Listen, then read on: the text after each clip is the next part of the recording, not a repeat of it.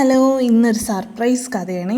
അതായത് ഞാൻ സർപ്രൈസ് ആയിട്ടുണ്ട്, എൻ്റെ മക്കൾ സർപ്രൈസ് ആയിട്ടുണ്ട് കേട്ടോ. കാരണം വേറൊന്നുമല്ല, ഇവർ രണ്ടുപേരാണ് കേട്ടോ.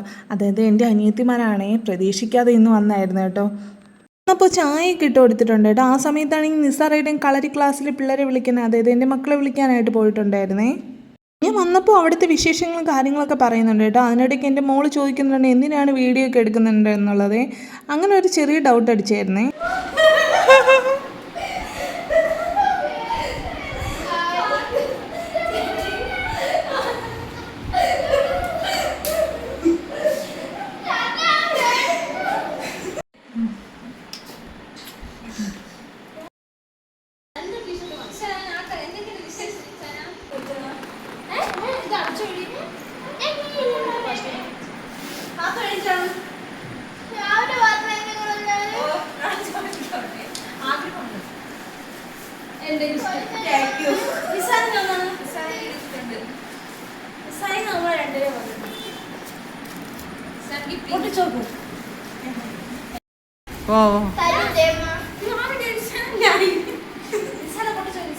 മക്കളെല്ലാം ഞെട്ടിത്തരിച്ചായിരുന്നു കേട്ടോ. കാരണം വേറെ ഇതുപോലത്തെ ഒരു സർപ്രൈസ് വിചാരിക്കാതെ കിട്ടിയപ്പോൾ വല്ലാത്തൊരു സന്തോഷവും വല്ലാത്തൊരു ഫീലിംഗ് ആയിരുന്നു കേട്ടോ തോന്നിയത്. ഇതുപോലത്തെ സർപ്രൈസ് 13 വർഷത്തിനിടെ ആദ്യമായിട്ടാണ് കേട്ടോ കൊടുക്കുന്നത്. അതും ഞാൻ പോലും ഇതുപോലെ കൊടുത്തിട്ടില്ല കേട്ടോ. ആദ്യമായിട്ടാണ് ഇതുപോലെ ഇവർ കൊടുത്തപ്പോൾ വല്ലാത്തൊരു സന്തോഷം അവൾക്ക് തോന്നിയായിരുന്നേ. ഇതുപോലെ ഗിഫ്റ്റൊക്കെ കിട്ടാറുണ്ട് കേട്ടോ. അവർ പലതവണയായിട്ട് വാങ്ങിച്ചു കൊടുത്തിട്ടുണ്ടേ. പക്ഷേ ഇതുപോലെ സർപ്രൈസായിട്ട് ഗിഫ്റ്റ് കിട്ടുന്ന ആദ്യമായിരുന്നു കേട്ടോ.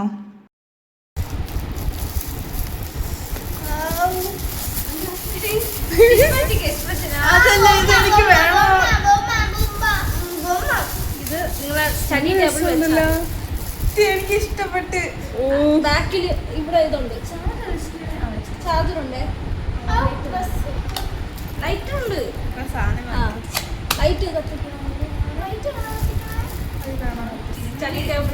ഒരു ഗിഫ്റ്റ് ആണെങ്കിൽ പലതവണയായിട്ട് അവൾ ആഗ്രഹിച്ച ഒരു സാധനമാണേ. അത് തന്നെ അവർ അറിഞ്ഞ് വാങ്ങിച്ചു കൊടുത്ത ഒരു ഫീലായിരുന്നു കേട്ടോ. അതിനുശേഷം എൻ്റെ മൂക്കും കൊടുത്തായിരുന്നു കേട്ടോ ഒരു ഗിഫ്റ്റ്.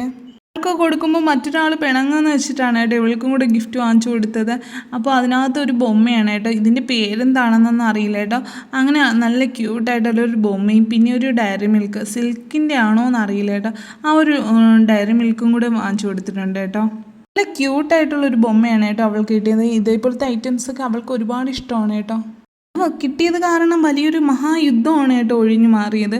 ഇത് കിട്ടിയില്ലായിരുന്നെങ്കിൽ ഇന്നൊരു യുദ്ധക്കളം തന്നെ തീർത്തേനെ കേട്ടോ. ഇതിനെ കാണുമ്പോൾ ഒരു മുയലിൻ്റെ ലുക്കൊക്കെ തോന്നുന്നുണ്ടേ.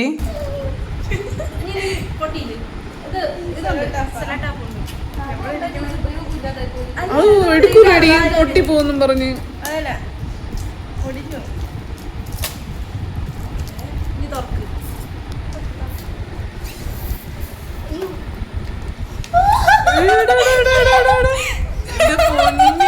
അവൾ ആഗ്രഹിച്ച സാധനം പാത്ത് കാണിച്ച സാധനം